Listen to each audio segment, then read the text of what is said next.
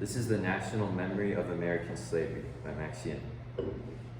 So my argument is that we fail to fully remember the true history of American slavery, and when we are confronted about this, we still refuse to learn more about it, specifically in how it continues to affect us today. First, we must look at the background and context of this issue. Historical omissions and distortions are present throughout all of human history, and this often happens when one society conquers another or establishes dominance over another. Stimulus 2 by Judith Binney clearly shows how when the Europeans wiped out the Maori's history, they established their own form of dominance and replaced their history with their own version of it. So why is this relevant? When we fail to remember past events, the chances of us repeating mistakes are greatly increased. In George Santayana's book, The Life of Reason, which was published in 1905, he says, "Those who cannot remember the past are condemned to repeat it."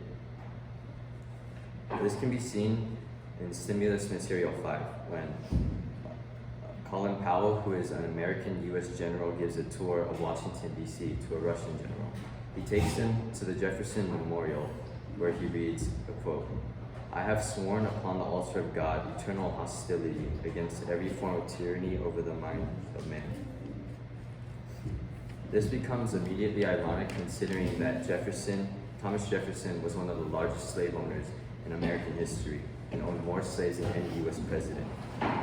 It even adds to the irony, saying that Colin Powell is an African American man who is reading this. So why does America ignore the truth? Well, the answer lies in a long history of America refusing to teach the topic of slavery correctly. And the earliest examples can be seen right after the end of the Civil War. After the end of the Civil War, Southern states wished to teach their kids an appropriate education. And after they even added laws and policies stating what textbooks can and cannot say. These highly censored and tailored textbooks came to be known as mint julep books, and they are present in society today. So in this example, a Southern McGraw-Hill textbook discusses how African Americans, slaves, were described as immigrants and workers rather than enslaved individuals. And after this picture was posted to the internet, it immediately gained traction and people were enraged.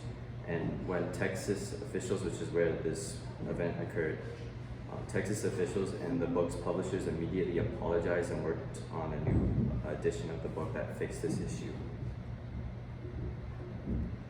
So in history classes, slavery is often underplayed, and this is evident in a Southern Poverty Lost in Report, which showed that in a quiz about the topic of slavery in the Civil War, only 8% knew that slavery was the main cause of the Civil War, and more than 66% of them do not know that it took a constitutional amendment to formally end slavery.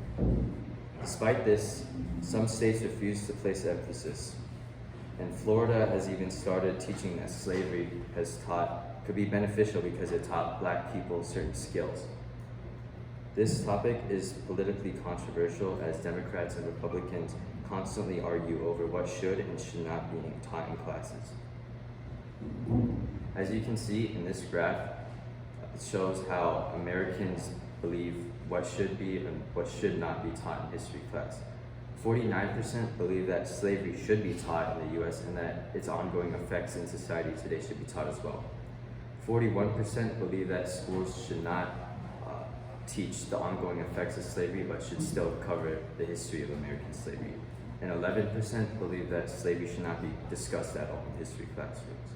So clearly it shows that this is a very controversial topic and is almost split in half on whether or not it should be taught. So in today, slavery's effects can be seen everywhere through systemic racism and economic disparities. Specifically, in the 1860s, for every dollar that a white citizen earned, only 2 cents were earned for a Black individual. And today it has risen to around 17 cents.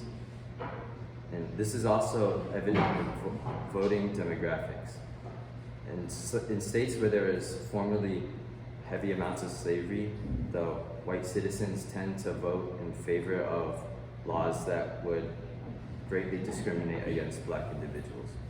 And this is a graph done by U.S. historian Henry Mullen, and it shows that these are the states which heavily had lots of slavery.